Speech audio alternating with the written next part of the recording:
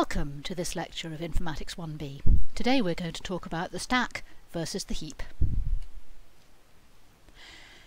So, to recap, we've seen so far about objects in Java that they have a static, that is compile time, type, which is defined inside a Java class, that they are instances of classes, and these instances are created at runtime. We've seen how to create objects using a constructor and the new keyword, and we've seen that they're reference types and the implications that that has.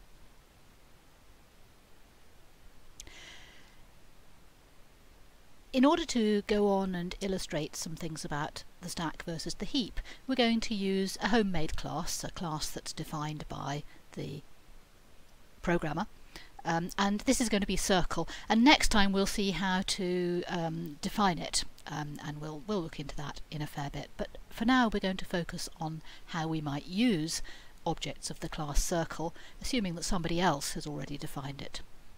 So here is a possible API for the circle class. You see that we've got a constructor which takes a double, which is to be the radius of the new circle that we construct. And once we've got a circle, we can send it any one of these three instance methods. We could send it the getArea method, we could send it the enlarge method, passing an int which is to be the scale factor, or we can pass it the equals message with another object as argument.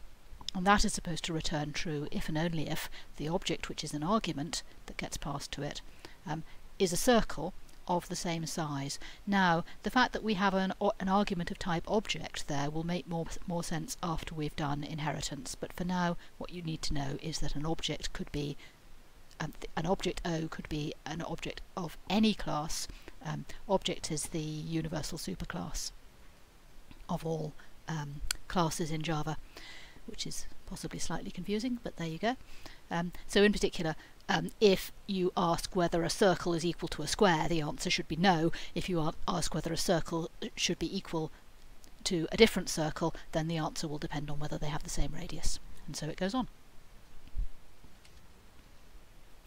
So here are a few pieces of code to illustrate how we can use the circle class. We could create a new circle with radius 1, and if we get its area, you'll remember your high school maths, the answer there should be pi. And if we create a new circle C2 with radius 2, then when we send that the same message, the answer should be 4 pi. And remembering your reference semantics, we can give two references to the same object by assigning circle 3 to be the same as circle 1, and then of course they will have the same radius. And you recall that we talked about the difference between double equals and dot equals as two different methods of comparing objects. So C1 and C2 are not the same object, and they also do not compare equals with any reasonable implementation of the equals method. C1 and C3, however, have been set up to be the very same object, and so in that case both of those ways of comparing them return true. Now, if we enlarge C1 by a factor of 2, so it used to have radius 1 and now it's going to have radius 2, we get interestingly different results. So if we now get the area of each one, we now find that all three of our circles that we set up have area 4 pi. C1 is still not the very same object as C2. Just because we enlarged C1 so that it was the same size as C2 doesn't make it the same object.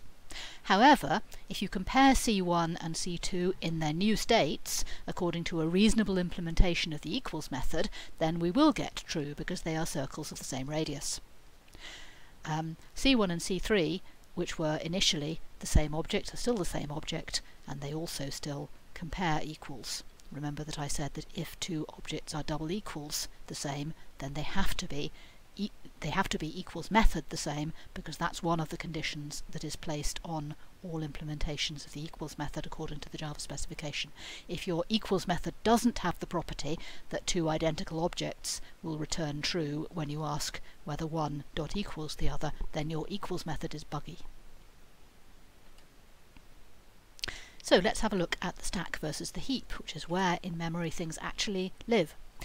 So far we haven't really looked in much detail at this. We have had a vision of memory, but we haven't talked about what kinds of memory there are.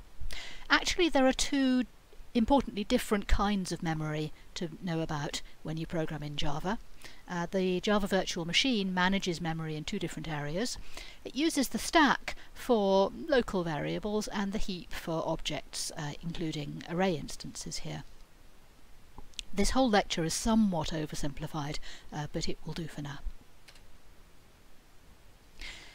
So here is a piece of code that we're going to use to discuss the stack memory. We have here a main method, a static main method, and also a static method which is going to be invoked from the main method called Calc Weeks, and this does stuff which is very familiar to you by now. All that is really important here is that we are going to invoke one method using some arguments from another method, and then that method is going to do some stuff.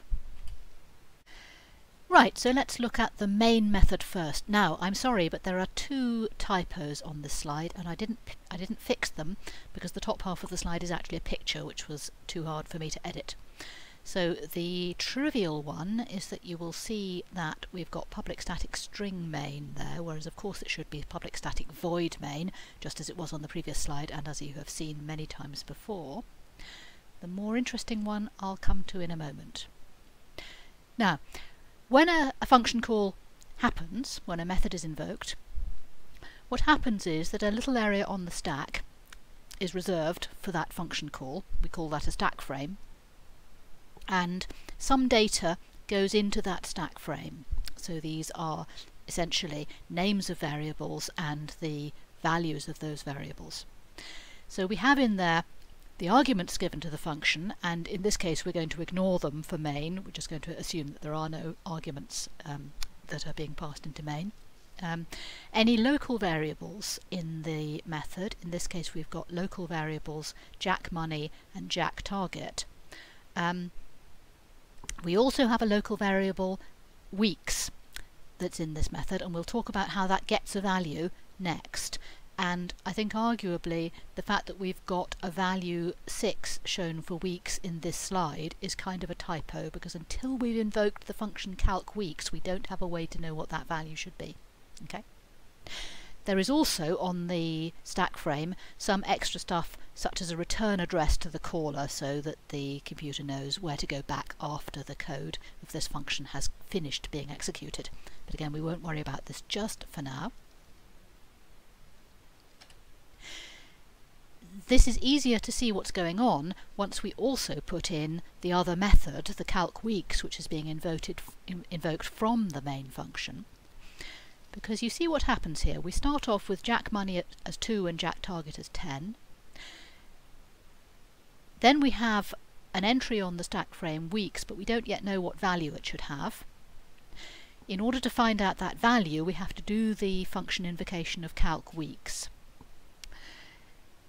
That causes a similar process. We have a new stack frame for the calc weeks call, and that this time we do see the entries for the arguments to the function. We've got argument 2 for money and 10 for target, and we have an entry for the new local variable sweets, which is going to be 0.25, and then a new one for red money, and as this calculation process is carried out we get a value for that. And then that is finally returned. The value 6 is returned, and that becomes the new value of the variable weeks in the original stack frame. So when the function call returns, its stack frame is removed from the stack, and its return value is copied into the caller's stack frame. So to start with, we have the dark blue stack frame at the top, but without the 6. Then we have both of the stack frames as are shown there. And at the final stage we have no longer the pale blue stack frame at the bottom, but we then have the dark blue stack frame at the top with the 6. Okay? So that's how function calls works in memory terms, in the stack memory. So this can be a thing that you have to know when you think about recursive functions. Okay, so here is a very naive recursive function which is going to sum up the integers from 1 up to n, and it's going to do it recursively. Now the question is, what's going to happen with this if you have very large n? Well, it's possible to end up with recursion which is too deep to run out of stack memory, in which case you'll get an exception raised, which will be Java lang stack overflow error. Typically in a Java program you have much less memory used for stack than used for heap. If you for some reason want a large amount of stack memory, it is possible to configure your Java virtual machine at program start time in order to make sure that you don't get such out of stack memory errors if you know that you just need a bit more than the standard amount of stack memory, but usually you don't really want to do that, because usually you're passing your Java program out to be run by other people on standard JVMs. You don't want to have to tell them to do that before they go on. So we have stack memory and we have heap memory. Now let's fill in a bit more detail about what things look like in memory given a chunk of code like what we've got on the left. So we already talked, I think, about the fact that when you create a new object of a class, in this case a new car, there is a chunk of memory allocated for it. And we talked about the distinction between that chunk of memory and any references that might be made to that memory, because we talked about things like shallow and deep copying and the fact that you could have multiple references that point at the same object. This is what's going on here. So if my car is a local variable in some piece of Java code, then the reference, my car, lives on the stack and points at the memory that's allocated to the actual object on the heap. And as you go through the lines of code in your program, various things may happen, messages may get sent, data may get reset, and this may affect the state of variables both on the stack and on the heap. So, for example, in line 3 here we see a local variable gas being set to 20, and you see that appearing on the stack memory on the left. And then we also invoke an accelerate method with that 20 as an argument, and presumably that does something to the speed variable on the heap, and so it goes on.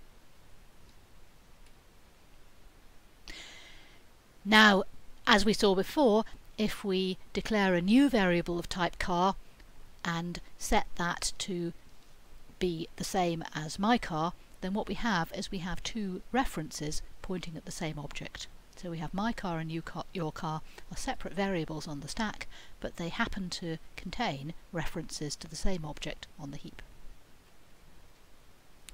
Or alternatively, we might instead have said that your car was going to be a new car object, in which case, just as before, the invocation of the constructor and the new keyword would cause the creation of a completely different car object on the heap, and then your car would point at that completely different object.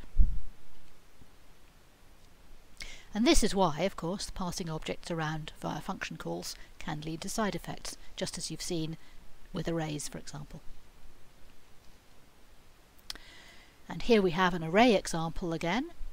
Now let's see, this is not going to surprise you very much at this point. What is there to say about it? We have a public static void main, which is going to set an array to contain two integers 0 and 1, and that is on the heap.